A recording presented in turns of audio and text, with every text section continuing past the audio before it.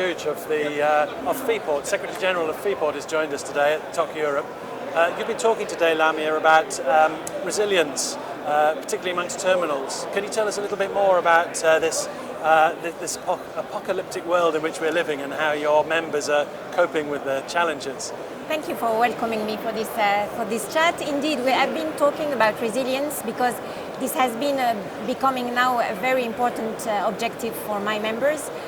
We have been learning some lessons from what has happened these last 2 years. Of course, the pandemic, but not only the war in Ukraine and also all the disruption that took place after the lockdowns and the event in the Suez Canal.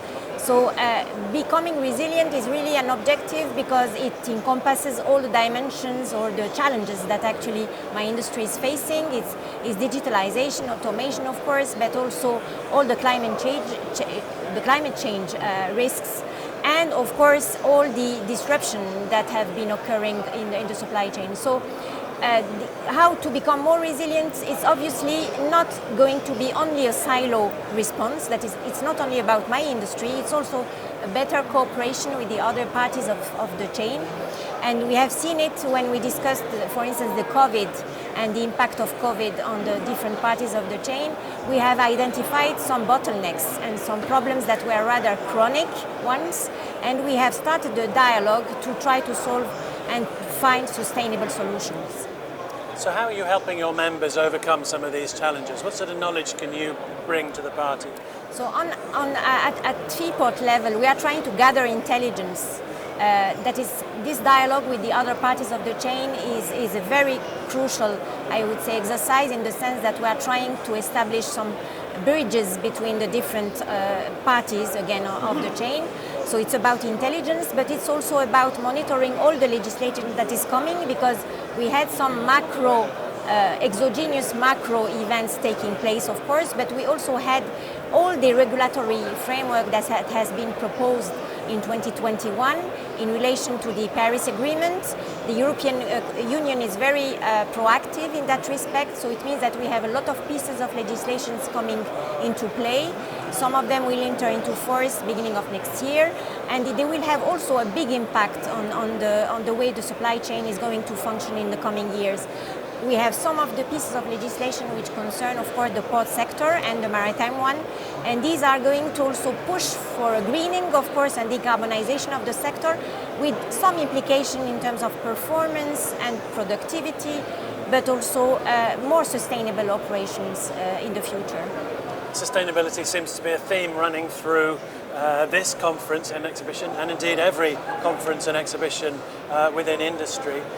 These are challenging times, and there's some challenging targets there. Do you think the industry is well equipped to reach this goal of zero carbon? I think that as far as my industry is concerned, if I look at all the efforts that have been made these last years, I would say that my industry, when it comes to the pure port operation, is already having a very good rate, very low rate when it comes to emissions. It's less than 8% of the total emissions in ports. The bulk of the emissions is of course coming from ships, and this is where the decarbonization of the maritime transport is becoming very crucial for us, because we are, even if we are not the source of the emissions, we are still accountable towards the communities and all society. So for us, we are fully engaged into, of course, the decarbonization of shipping and maritime transport. This will imply a lot of investments in infrastructure in ports.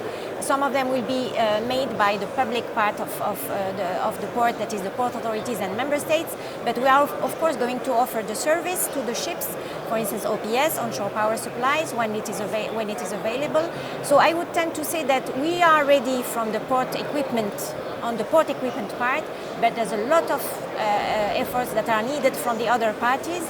Of course, on the sea side, it's from the shipping side, but we are also expecting a lot of efforts from the, I would say, upstream the port, that is from the road industry, from the barge industry, etc., because there is also a big need of investment and, of course, I would say, change in the mindset when it comes to the decarbonization of the whole maritime logistic chain.